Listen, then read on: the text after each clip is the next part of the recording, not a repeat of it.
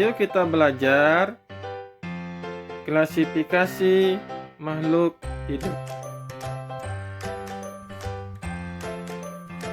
Makhluk hidup di alam sangat beraneka ragam. Diperlukan klasifikasi makhluk hidup agar mudah mempelajarinya. Klasifikasi makhluk hidup adalah cara memilah dan mengelompokkan makhluk hidup menjadi golongan atau unit-unit tertentu berdasarkan ciri-ciri yang dimilikinya.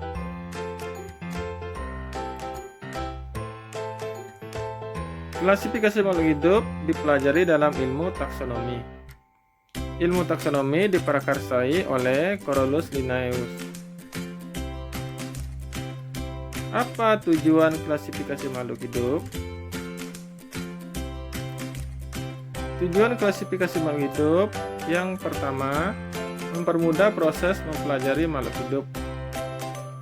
Kedua, mengetahui hubungan kekerabatan makhluk hidup.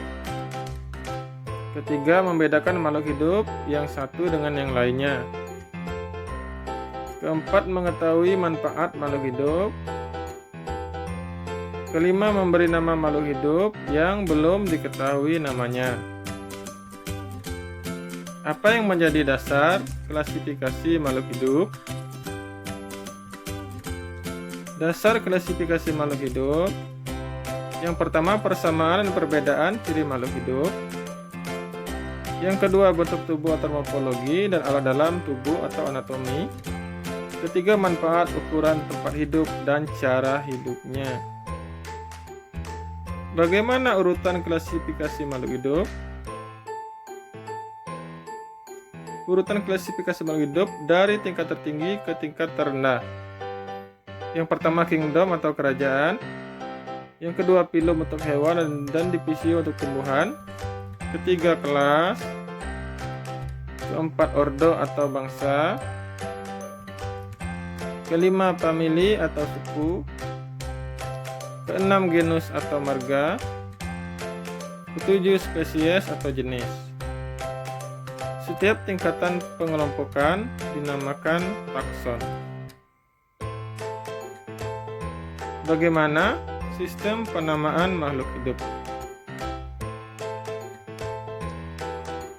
Penamaan makhluk hidup menggunakan sistem nama ganda atau binomial nomenklatur.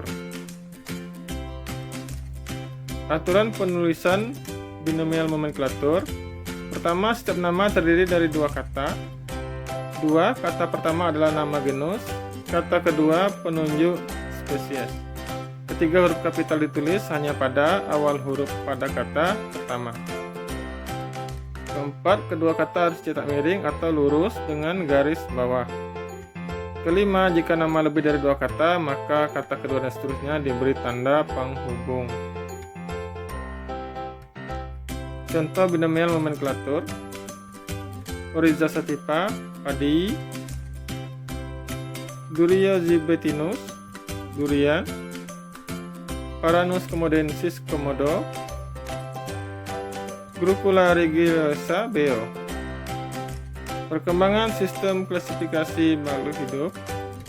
Pertama, dua kingdom oleh Linnaeus. Makhluk hidup dibagi menjadi kingdom plantae dan animalia. Tiga kingdom oleh Owen, Hooke, dan Haeckel. Makhluk hidup dibagi menjadi kingdom protista, plantae, dan animalia. Dua domain oleh Ecketen. Makhluk hidup dibagi menjadi dua domain, yaitu domain prokaryotik dan domain eukaryotik. 5 kingdom oleh Whittaker. Makhluk hidup dibagi menjadi 5 kingdom, yaitu Monera, Protista, Fungi, Plantae, dan Animalia. 3 domain oleh C. Woos. Makhluk hidup dibagi menjadi 3 domain, yaitu Bakteria, Archaea, dan Eukarya. 6 kingdom oleh Cavalier dan Smith.